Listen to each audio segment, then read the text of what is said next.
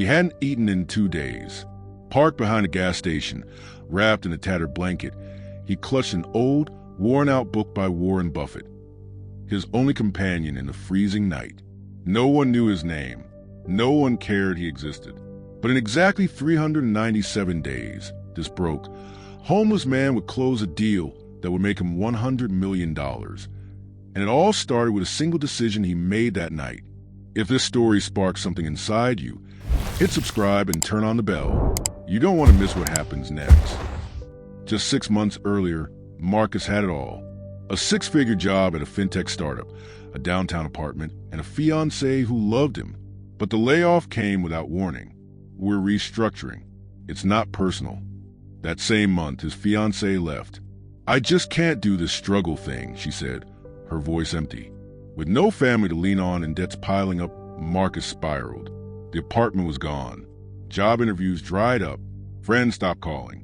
He pawned his TV, then his laptop, then finally his iPhone. All he had left was a Honda Civic and a dream that refused to die. He spent his days parked outside the public library, surviving on vending machine crackers and gas station coffee. But inside that car, something extraordinary was happening.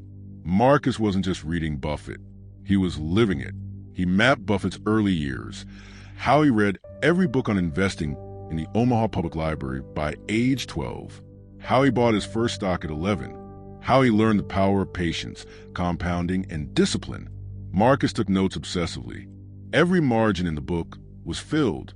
He built a spreadsheet on a borrowed laptop at the library, tracking 50 undervalued stocks.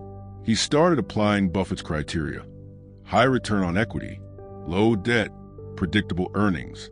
He memorized quotes: "Be fearful when others are greedy, and greedy when others are fearful. It's not about how fast you run, but how long you can run." Every night, he'd read by the streetlight filtering through his car window, circling ideas, underlining truths. Buffett became more than a mentor. He became Marcus's lifeline. It took 4 months of relentless study, but Marcus finally pulled the trigger.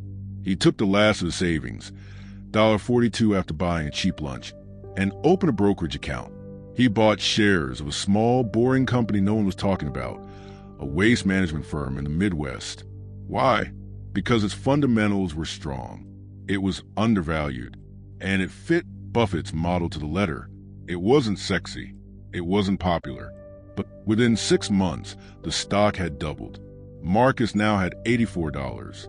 He sold, not because he panicked, but because he had a plan. With that $84, Marcus started flipping books on eBay. He'd scan ISBNs at thrift stores, using free Wi-Fi from the local library to list and price match. In 2 months, he turned $84 into $1,100. He invested every spare dollar into the market. He used a Buffett method to analyze companies with precision. He refused to invest in anything he didn't understand. He looked for moats, margins, and management. Soon, $1,100 became $3,000. And still, he lived in that car, not because he had to, but because he was playing the long game. One afternoon at the library, Marcus overheard a group of college students complaining about how hard it was to understand investing. He got an idea. That night, he uploaded his first video to YouTube. No face, no fancy equipment, just his voice, a slideshow, and Buffett-style breakdowns of companies like Coca-Cola and Apple. It flopped, but he kept going. By video number 11, the channel started catching on. One video hit 8,000 views, then 20,000. Then 100,000. He linked an affiliate account, started a newsletter, built an email list. Within 1 year, the channel was bringing in $9,000 per month. He reinvested it all. By age 31, Marcus had over $1.4 million invested, a YouTube channel with 500,000 subscribers, a paid course teaching Buffett-style investing, an investment fund where he managed money for 12 private clients. But he still drove the same Civic. Why? Because, as Buffett once said, the chains of habit are too light to be felt until they are too heavy to be broken. Marcus had built the right habits, and now they were making him unstoppable. One rainy night, 5 years after he first slept in that Honda Civic, Marcus stood on stage at an investing conference in Omaha. He wasn't just an attendee. He was a keynote speaker.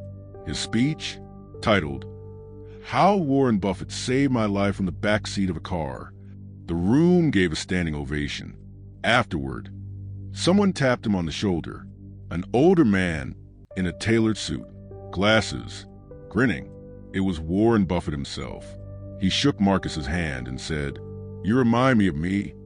So the next time you're sitting in your own kind of civic moment, remember Marcus, not because he got rich, but because he refused to quit, because he chose to read when the world told him to give up, because he built habits that made him a millionaire before he ever had money. And if he did it from the backseat of a car, what's your excuse?